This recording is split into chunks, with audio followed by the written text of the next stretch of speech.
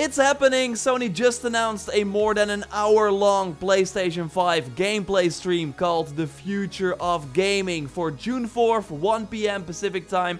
So that's the same time as the last two State of Plays have been for Ghost of Tsushima and of course more recently for The Last of Us Part 2. And I will put different times in the pinned comments so you can also calculate it to your region. Now let's talk about everything that Sony has shared about this event. What can we expect, including the fact that Guerrilla Games developers are hyping this event up. So Horizon Zero Dawn 2, it's extremely likely that we will see it here. A like on the video would be super appreciated, and let's go. I'm excited to share that we will soon give you a first look at the games you will be playing after PlayStation 5 launches this holiday. The games coming to PlayStation 5 represent the best in the industry from innovative studios that span the globe. Studios both larger and smaller, those newer and those more established, all have been hard at work developing games that will showcase the potential of the hardware, says Jim Ryan, the CEO of PlayStation, on the PlayStation blog. We are looking at a presentation that will be over an hour, and it is part of a series of PS5 updates, and rest assured, after next week's showcase we will have much more to share with you. So this will just be the first event of many that will come till the launch of the new console. And earlier this week, Alana Pierce said on the Kinda Funny Games cast that Sony wants the PlayStation 5 events to be as professional as possible. So it will not be like what Xbox has been doing, where they really embraced the work from home situation and where we saw like Xbox people with a webcam in front of their computer.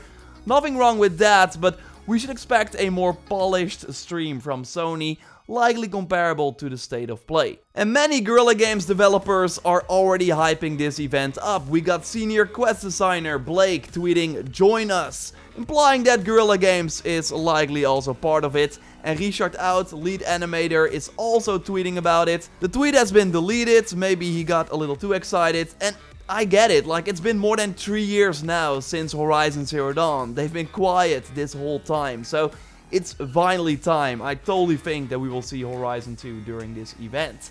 But it's not confirmed yet, of course.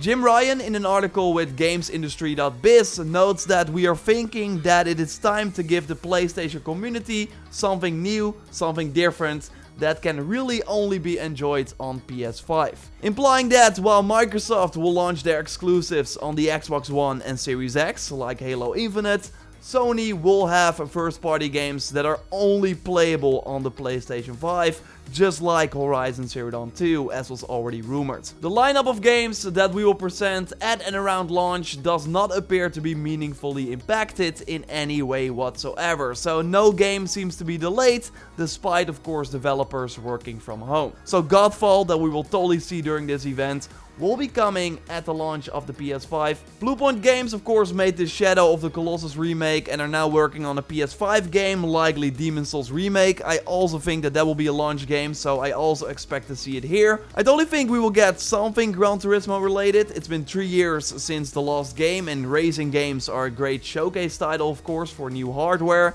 Insomniac could show something, maybe the return of Ratchet would be a cool launch game, or Spider-Man 2 already, although again there will be many more PS5 events, so they might not want to showcase everything they have yet. And the same goes for the new God of War. I think we should not expect the new one already during this reveal. But yeah, I would love to be wrong, of course. I think the look of the console is very likely. They are teasing this event with a short video that seems to hint at a black DualSense controller, although it could just be a shadow going over the white controller. A black controller would be awesome though. I've showed you these images before in previous videos. It will likely be white if the controller is white as well. I don't think we should expect the price. Rumors suggest that Sony wants to wait for Microsoft for that, so they can maybe counter that like they did in 2013. We do have Jim Ryan though talk a little bit about the price today, saying that they want to provide the best possible value proposition that we can, but he says that he doesn't necessarily mean lowest price,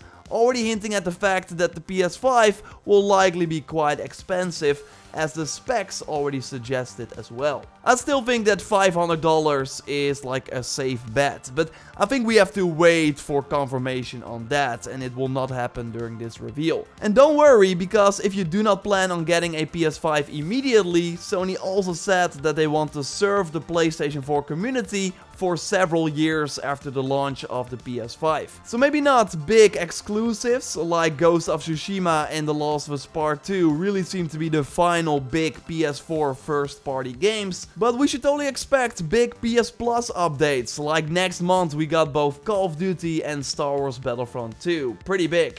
We also learned that PS4 games that launch after July 13th have to work on PlayStation 5 as well via backwards compatibility, otherwise Sony will not let them on the platform. So the Avengers games, Cyberpunk, Assassin's Creed Valhalla should all work day one on the PlayStation 5 if you have the PS4 version. Great news! And Eurogamer also reports that Ghost of Tsushima and The Last of Us Part 2 will also work day one on the PlayStation 5. And then they should benefit from the faster load times, better performance, and hopefully also play with the implementation of the cool DualSense controller features. And I totally expect them to showcase some of those during this event. Where thanks to the adaptive triggers, shooting a bow should feel different, or that you get more pushback when going through the mud with a car, for example. We now only have this low quality example of the PlayStation 5 SSD, and this is really the highlight of the new system.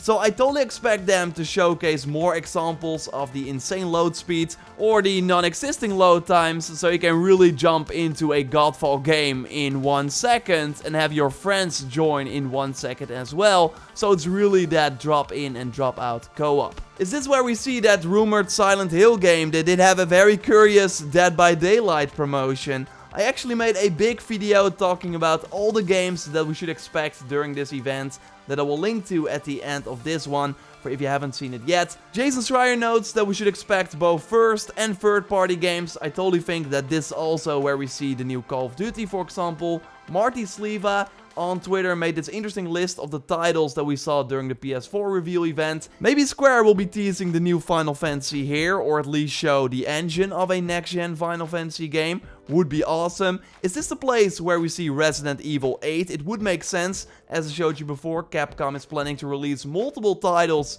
before April 2021. But yeah, Silent Hill and Resident Evil 8 during one stream, I don't see that happen. Watch Dogs was of course that big Ubisoft next-gen game. Like with Assassin's Creed Valhalla, they have the deal with Microsoft, so that will not show up. But maybe they will showcase Watch Dogs Legion instead, because rumors suggest that it will debut alongside the next-gen consoles. Warner Bros. Has always been partnering with Sony for the Batman games, like Batman Arkham Knight got exclusive content on the PlayStation 4.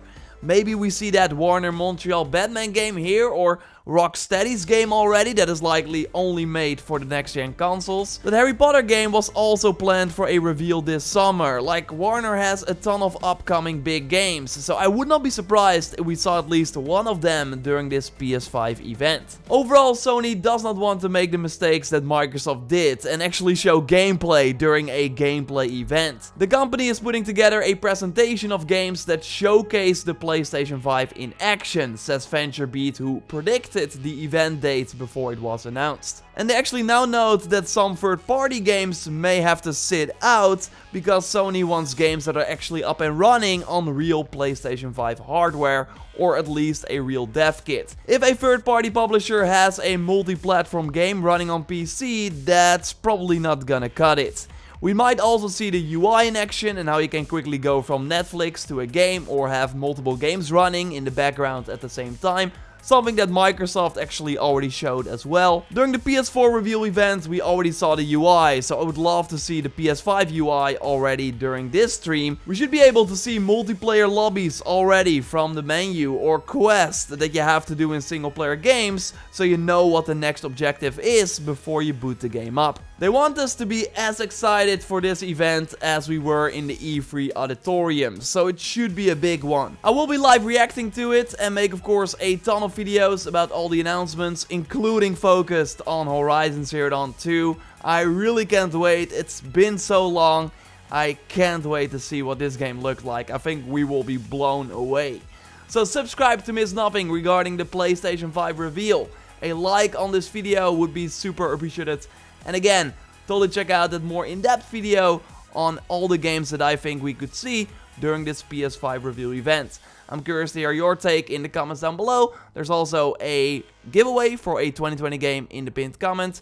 And for now, I will speak to you next time. Exciting times. Goodbye.